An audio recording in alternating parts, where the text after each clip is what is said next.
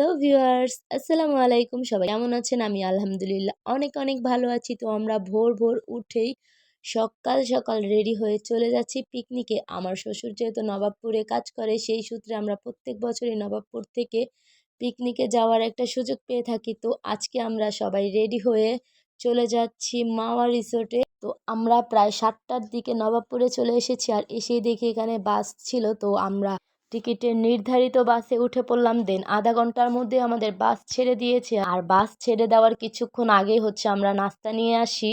মানে ওখান থেকে আর কি টিকিট দিয়ে নাস্তা আনতে হয়। তো নাস্তা এনেই আমরা বসেছিলাম। দেন বাস ছেড়েছে, তার কিছুক্ষণ পর আমরা খাওয়া দাওয়া শেষ করলাম। দেন বাহিরের প্রকৃতির কিছু ভিডিওস নিলাম। এত সুন্দর আসলে জায়গাগুলো, কিন্তু আসলে কুয়াশার জন্য আমরা ভালোভাবে দেখতেছিলাম না। তবে দেখতে দেখতে 45 বা 1 ঘন্টার মধ্যে আমরা চলে আসি। রিসোর্ট থেকে বাস অনেক দূরে রেখেছিল, অনেক না সামান্য দূরে রেখেছিল, কারণ এই রাস্তাটা অনেক বেশি সরু ছিল, যার কারণে আমাদের এই জায়গাটা হেঁটে যেতে হয়েছে।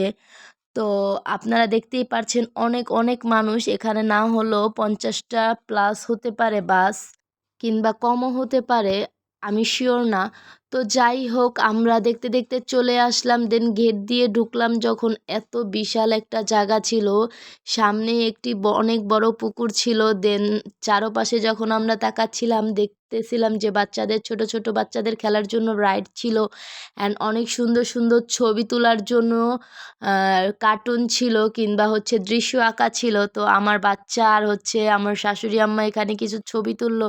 দেন আমরা চলে আসলাম অন্য সাইডে, আর অন্য সাইডে এসেই দেখি পিঠা দিতেছে। তো আমার শ্বশুর সবার জন্য পিঠা আনলো। দেন এখানে অনেক বাচ্চা, তার জন্য প্রত্যেকটা রাইডেই প্রচণ্ড ভিড় ছিল। তো আমরা আমার ছেলের জন্য দাঁড়িয়েছিলাম এখানে, যে দ্বিতীয়বার চান্স পেলে ও উঠবে, তো ওকে উঠিয়ে দিলাম। দেন আমরা চারপাশটা ঘুরে ঘুরে দেখতেছিলাম।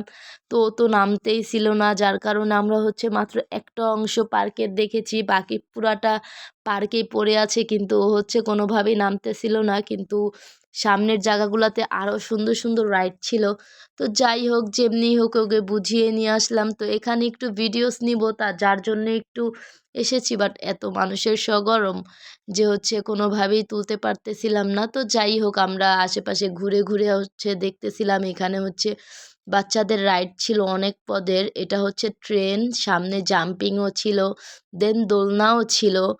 তো এই তো আমরা টুকিটাকি আমার ছেলেকে নিয়ে একটু ঘুরলাম। এত বেশি কুয়াশা ছিল যে কুয়াশা পড়তেছিল বৃষ্টির মতো।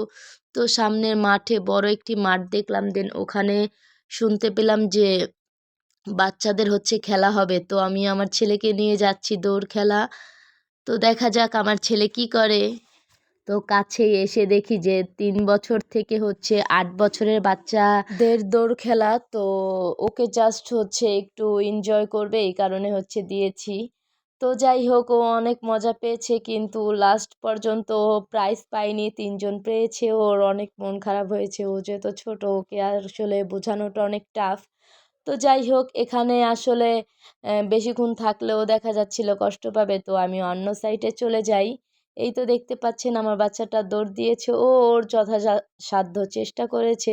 তো যাই হোক, অন্য সাইডে চলে যাই। দেন একটু পরে শুনলাম যে মাদের ও মহিলাদের আর কি খেলা হবে, পিলো খেলা। তো আমি সেখানে অংশগ্রহণ করলাম। আমার বাচ্চা বলতেছিল, মা আমি তো প্রাইজ পাইনি, তোমাকে পাইতে হবে। তো জাস্ট এনজয়ের জন্য অংশগ্রহণ করলাম। তো আমি প্রায় মাঝামাঝি সময় আমার হাতে পিলো চলে এসেছে একদম শেষমেশ। তো কি আর করার, হতাশ, আমার ছেলে খুবই হতাশ হয়ে গেছে। তো গেমটা আসলে খেলে অনেক বেশি মজা পেয়েছি। ফার্স্ট, সেকেন্ড অ্যান্ড থার্ড 3জনকে কমফোর্ট দিবে, সেই কমফোর্টগুলো আবার আমরা দেখে এসেছি। তো এখানে আমাদের চারপাশে দেখতেই পাচ্ছেন কুয়াশার জন্য আসলে মানে এত পরিমাণ কুয়াশা যে আজ পিকনিকে ঘোরার এনজয়টাই নষ্ট করে দিয়েছে। মানে এত বেশি কুয়াশা ছিল যে মুখের উপরে পানি পড়তেছিল। তো অনেক ঠান্ডা ছিল। আমার ছেলেটা আসলে একদম মানে কিছুক্ষণ পর পর এসে বলতেছিল যে আম্মু শীত লাগে, চলো আমরা কোথাও বসি, একটু রোদ্রে যাই। আসলে রোদ্রের ছিটেফোঁটাও ছিল না। তো আমরা এবার মাঠের অপোজিট সাইডে চলে আসলাম। দেন এখানে দেখি অনেক বড় কনসার্টের জন্য স্টেজ সাজানো আছে। তো আমাদের এর মধ্যে 1টা 1:30টা বেজে গেছে। আমাদের মা ছেলের দুজনেরই প্রচুর ক্ষুধা লেগেছে। আমার শ্বশুর হচ্ছে নামাজ পড়ে খাবে, তখন হচ্ছে শাশুড়ি আম্মা খাবে। তো আমরা খাবার দাবার বের করতেছিলাম, আমরা মা ছেলে খেয়ে ফেলবো, কারণ আমাদের প্রচণ্ড ক্ষুধা লেগেছে। আর আমরা কনসার্টে হচ্ছে যেহেতু দেখবো সামনে, যেয়ে সেহেতু আমাদের তাড়াতাড়ি খেয়ে হচ্ছে কনসার্ট দেখার জন্য রেডি হতে হবে। তাই হচ্ছে আমরা খেয়ে দিয়ে দেখি এখনও কনসার্ট শুরু হয়নি, তো আমরা অন্য সাইডে চলে আসলাম। আসলে আমরা এতক্ষণে একটু দোলনায় বসতে পারিনি, তো আমরা এদিকে এসেছি দোলনায় বসতে। এদিকে ওর ফুপি বসায়, ও রাগ করেছে ভীষণ, আমাদের সাথে কথাই বলতেছিল না। আর হচ্ছে যে বা দোলনায় দুলতেছে আমার ছেলেকে রাগ করিয়ে। তো যাই হোক, এখানে হচ্ছে কিছু সময় আমরা ভিডিওস নিলাম, দুষ্টামি করলাম, দেন আবার আমরা কনসার্টে চলে গেলাম। আর এখান থেকেই শব্দ পাচ্ছিলাম যে কনসার্ট শুরু হয়ে গিয়েছিল। ওখানে আসলে কেমন হচ্ছে এখনও আমরা বুঝতে পারতেছি না। তো যার কারণ হচ্ছে শেষমেশ আমরা এখানে হচ্ছে দেখে অপোজিট সাইডে চলে যাই। আর এই জায়গাটা অনেক বেশি সুন্দর ছিল। এই তো আমরা চলে আসলাম কনসার্টে। তো কনসার্টে হচ্ছে যেসব গান, মিউজিক কিংবা ডান্সের জন্য যেসব মিউজিক চুজ করেছিল, প্রত্যেকটি হচ্ছে আমি কপিরাইট খাবো। এই কারণে হচ্ছে আমি আর গানগুলো দিতে পারিনি। এই যে আপনারা দেখতে পাচ্ছেন একটা আপু নাচ করতেছে, আসলে প্রত্যেকটা গান এত সুন্দর ছিল, কিন্তু কপিরাইট খাওয়ার ভয়ে হচ্ছে গানগুলো দিতে পারিনি।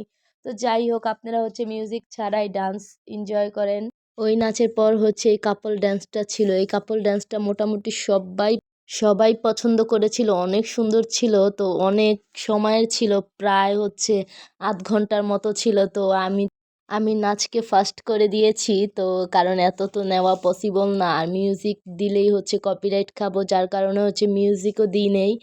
তো মুনিয়া মুন হচ্ছে এই অনুষ্ঠানে একদম প্রধান অতিথি ছিল। তো মুনিয়া মুনের গান অনেক বেশি সুন্দর ছিল। দেন হচ্ছে মুনিয়া মুনি হচ্ছে লাস্ট গায়িকা ছিল। তো তার গানের পর প্রায় অনুষ্ঠান শেষ পর্যায়ে আমরাও হচ্ছে বাড়ির উদ্দেশ্যে রওনা দিব। তো আমার ভিডিওটা কেমন হলো কমেন্টস করে জানাবেন। Thank you.